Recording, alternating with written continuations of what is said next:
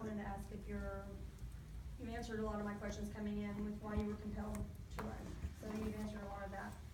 But when I go to board meetings, I leave frustrated because I feel like they've elected people, and I say they because I did not elect the people that are up there, that are yes men and yes women.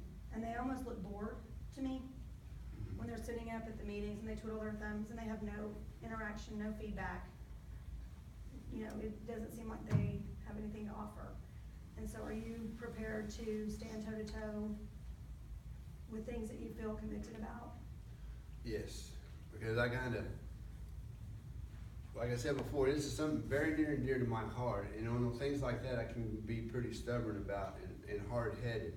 And I get kind of opinionated too. So with the school board, and I'm a little bit more educated than I was about it too. And I understand that there's rules that govern all that stuff like that. You know, and how they can interface with the audience and stuff like that. And also, you know, there's a reason they have those executive meetings and stuff like that. There's some things that the public just isn't privy to. So I try to give them the benefit of the doubt on all those things like that. But also in this last year, I've spoke to Matt Moore and Charles Fury and stuff like that after meetings, before meetings, and things like that. They are concerned, and they do have their hearts in the right place. I can say that. That's what I believe, and that's from talking to them and stuff like that. Now, how things are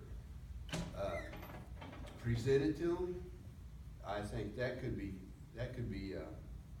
improved upon. You know, to where we know the pros and cons and stuff of each one of those agenda issues. Okay, if we keep this program, what are we going to get out of it? If we get rid of it, what are we going to lose? And stuff like that. So I would like to see the agenda and the packages to the school board members, you know, put out there a little bit sooner. Because the way I understand it works right now is that the superintendent has his package, you know, and the agenda and the details for it, and he just gives it to the president, and then the president is supposed to give it to the rest of the board members. Well, if that package isn't, if the school board meeting's on Monday evening and he doesn't put that package out till Friday, that doesn't give anybody good time to do due diligence on there. They really don't know what this all is, or even prepare all the questions and stuff like that. We all have lives. We all have regular jobs. We all have families and stuff like that. And I'm ready to, if I don't know what it is, and I'm not ready to make my mind up on it, and if I don't know the facts where I think I can make an educated decision on it, then I want to table it to the next meeting and stuff like that. Now, some things that might make us a little 30 days late on a couple of our payments or whatever, stuff like that, but I take my responsibilities very seriously. If somebody asks me to help, I'm going to help. I'm going to do the best thing I can. And I'm not going to do something that I think is going to affect my children or anybody else's children without knowing those facts.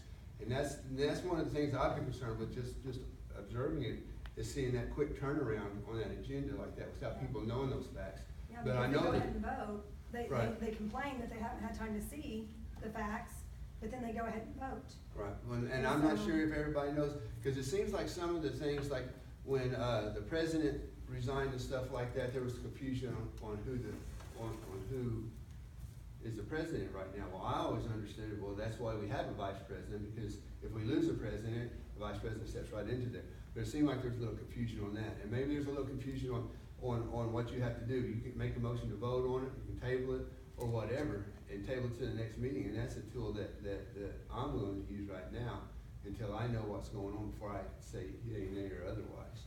And it won't be a personality thing, because I've seen that both ways. You know, it seems like sometimes where they're just going to back, one person's going to back no matter what this other person says.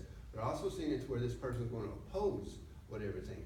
Yes. So I don't think either one of those is the good way to do it. I think you should be voting on the issue and what you think the pros and cons are of just that issue, and leave all the personalities out of it.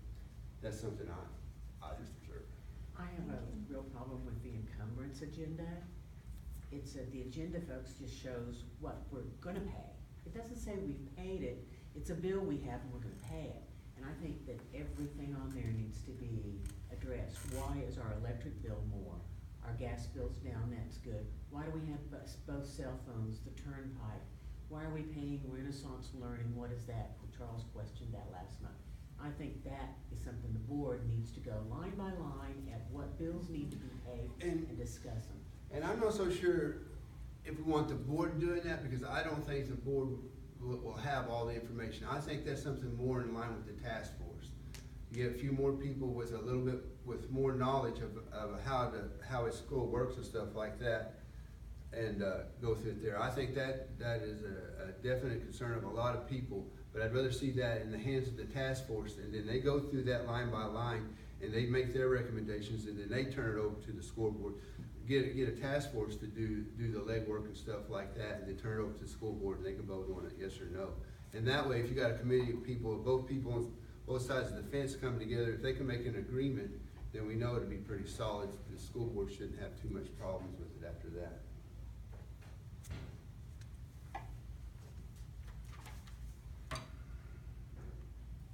Oh, about the back room, you guys are awful quiet back there. You did such a fine job answering all the questions.